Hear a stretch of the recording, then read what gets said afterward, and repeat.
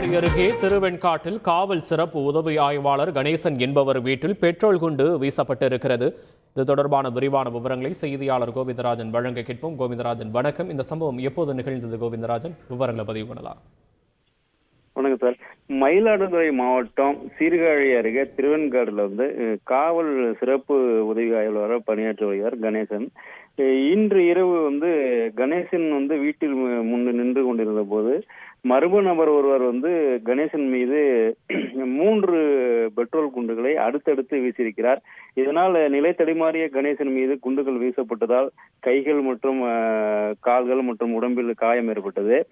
2 தினங்களுக்கு முன்பு மயிலாடுதுறை மாவட்டம் புறையாறில் ஒருவர் பெட்ரோல் குண்டு வீசி இறந்து விட்டார். இந்த சூழ்நிலையில பொதுமக்கள் ஒருத்தர் இறந்து விட்டார். இந்த சூழ்நிலையில சீர்காழி அருகே போலீசார் மீதே பெட்ரோல் குண்டு வீசியிருக்கிறது பொதுமக்களிடையே பெரிய பரபரப்பு ஏற்பட்டுள்ளது. ஏன்னா பொதுமக்கள் காவல்துறை பாதுகாப்பு கொடுக்கிற பொதுமக்கள் மீது இந்த சூழ்நிலையில காவலர்கள் மீதே பெட்ரோல் குண்டு வீசுறது இந்த பகுதி பரபரப்பா இருக்கு சார். விவரங்களுக்கு நன்றி கோவிந்தராஜ்.